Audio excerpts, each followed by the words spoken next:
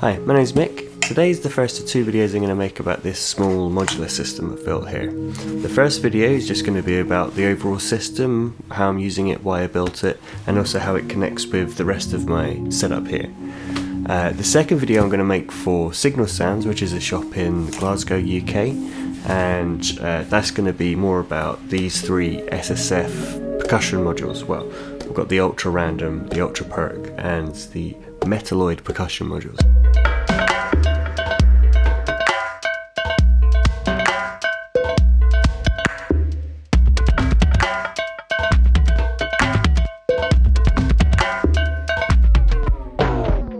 What I've found over the years for me is that instead of having big sprawling modular systems, I prefer having smaller systems that are designed for a purpose, that I can use kind of like as an instrument. I totally get why you'd want a big modular system, especially if modular is totally your focus, but what I've found lately is that I'm working more with instruments as opposed to doing everything in modular, which is what I used to do. So making modular work within this environment with, smaller focused design systems really works for me. For a long time I've been using the Zoya Pulsar 23 and I really love it. But I kind of don't really see it so much as a drum machine as much as I do see it as a kind of a mini modular environment itself. It's just a sound design tool for me more than it is a percussion thing. So I was looking around at other drum machines that are voiced a bit differently, because the Zoya is really like industrial, clangorous kind of thing, which is cool, but as typically for percussion that's not really the kind of sounds that I want. I kind of wanted to build some of the experimental and modular capabilities of the Pulsar into a differently voiced drum machine basically, so that's what this is. The main voices in this are those SSF modules here, the Ultra Perc and the Metalloid percussion.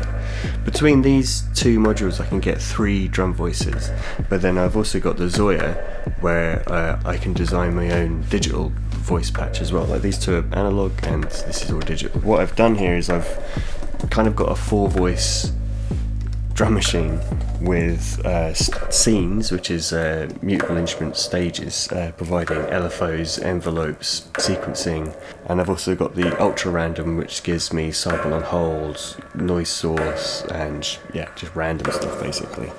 Down on the bottom left here I've got the Noise Engineering Zoya repetitor, which spits out Euclidean rhythms, or like preset rhythms really, that you can then CV modify. And I've got the Instro Tan H3, which is a really nice small saturation limiter distortion thing. And then I've got the Pan Mix Junior, which is just my mixer basically. All of this is driven by the Digitakt here. And the way it's routed is that I've got the modular going into the Digitakt, and then the Digitakt's going into the SP404. So the SP404 is providing master effects and things like that. But really the main thrust of this combination of gear is so that I can have a limited amount of tools that I can actually take out and use live.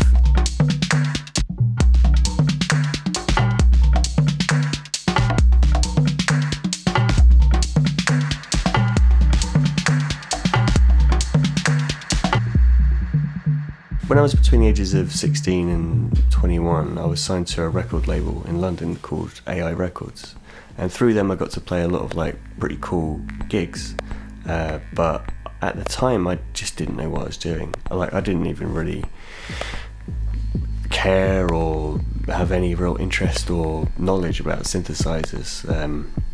I just wrote all my music on the laptop back then, and when it came to performing live, so I was just like, I don't know what to do. So I just basically played just tracks, little stems on the laptop, and then I just pulled up plugins and used a little trackpad to modulate effects live. So this combination of gear is in a way trying to rectify that a little bit. The modular, the Digitakt, the 404 and the OP1 can all fit into a backpack basically.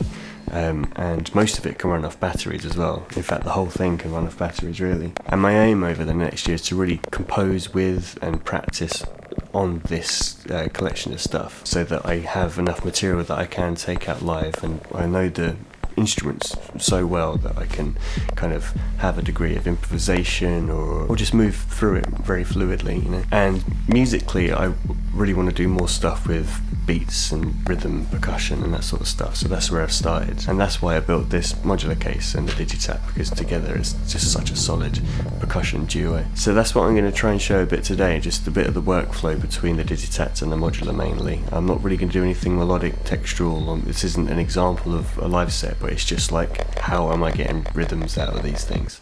This is the combination then of sequence patterns from the Digitakt, like I'm sequencing the Nord drum using the Digitakt MIDI channels, but the Eurorack is not being sequenced in the same way. What I'm doing is I'm using this channel 9 here, and that is using the Zoya as a MIDI to CV converter, and it's sending out the MIDI of this MIDI channel here, and that goes into the Zoya repetitor, which is expecting a clock signal, but what I'm doing is I'm sending it a sequence pattern, so it's not getting a regular clock. So if I just mute it,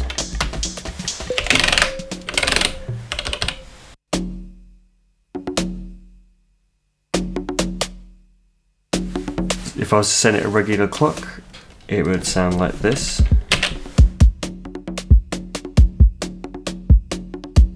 Then if you turn certain steps off and make it more sparse and sporadic, you get these little bursts of patterns,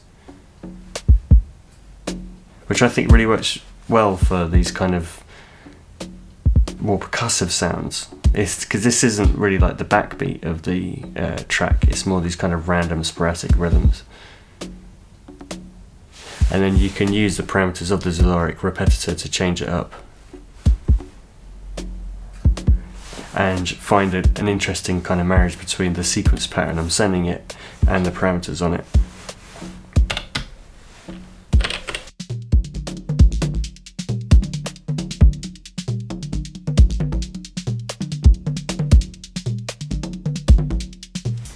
And what's really cool about using the Digitakt this way is that I can turn on all the other steps, but I can set them to fill.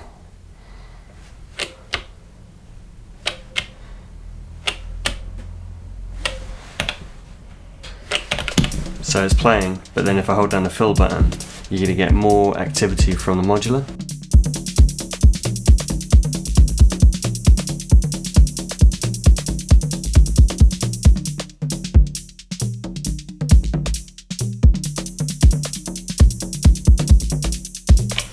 Which is really cool. As I say, I'm going to do a more in-depth thing with these modules in another video. But just quickly, the Ultra Perk gives me very variable percussion sound. Goes anywhere from kick drums to toms and snares. Like, this is a bit of a snarey thing now. You can also do claps as well. Now the Metalloid percussion,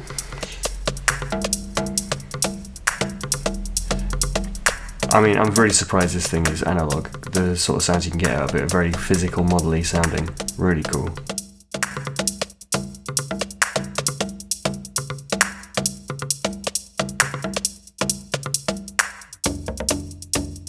And again, with this, you can get kind of anywhere from, cymbals and metallic sounds all the way down to toms. Quite wooden kind of hand percussion sounds. Another element I'm not using is the kick drum within the Zoya. I'll patch that in and I'll mute the kick drum here. So that kick drum is just coming from the Zoya.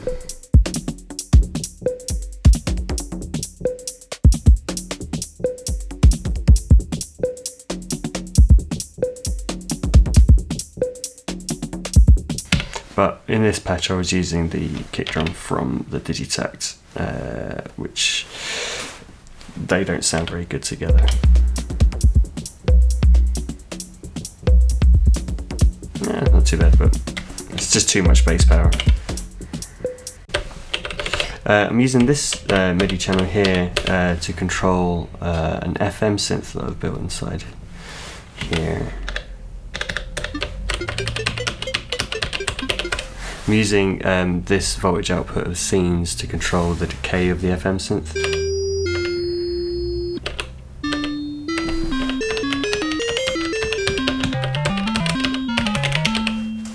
And then I'm also using these voltage outputs here to control a delay, parameters of a delay that I've got in the Zoya. The left control here, that controls the clock divider, which controls the sync rate of the delay, so it can go from fast to slow.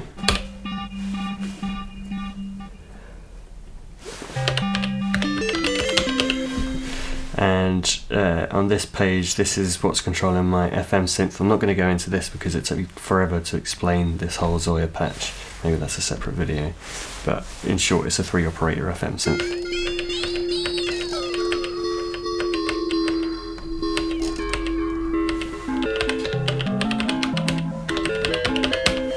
So I can use this as a bit of a percussion voice in itself. So if I turn the CV output here and I put it into the frequency of the carrier oscillator,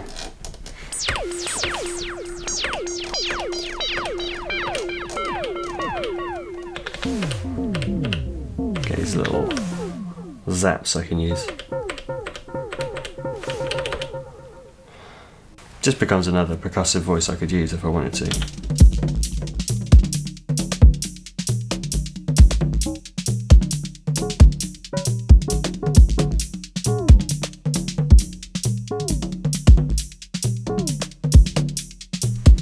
And yeah, so I've also got a bunch of LFOs out of scenes here that I can patch wherever I want.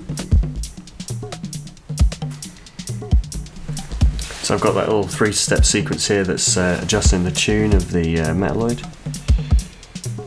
I like to use stackable cables so I can send these signals around anywhere I want.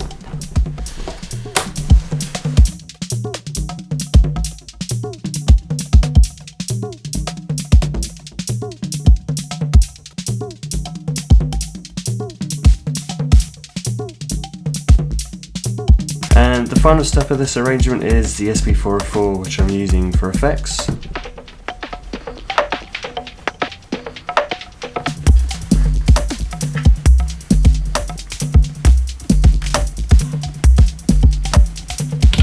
SP404's got loads of cool effects, like I really like this lo-fi. It's really OTT, but it's just really vibey.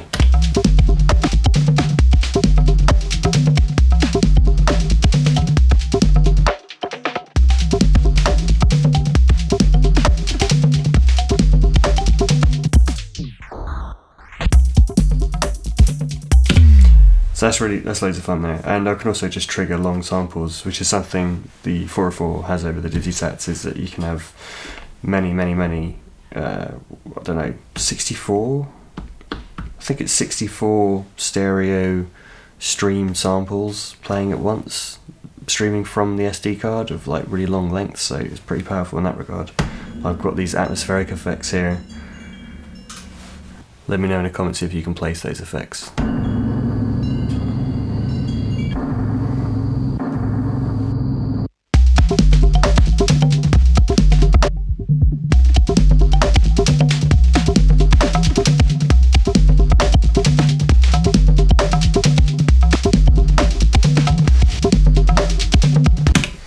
So yeah, I mean, in a nutshell, that's my setup for percussion here.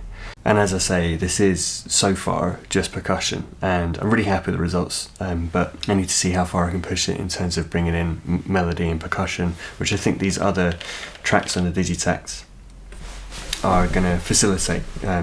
So I'm going to be using these less for percussion, because really the modular and the Nord Drum 3 is more than enough drum sounds than I need. Even on this patch here, the only sound I've got coming from the Digitakt is a hi-hat. The rest is everything else. It sounds really weird and skippy, this one.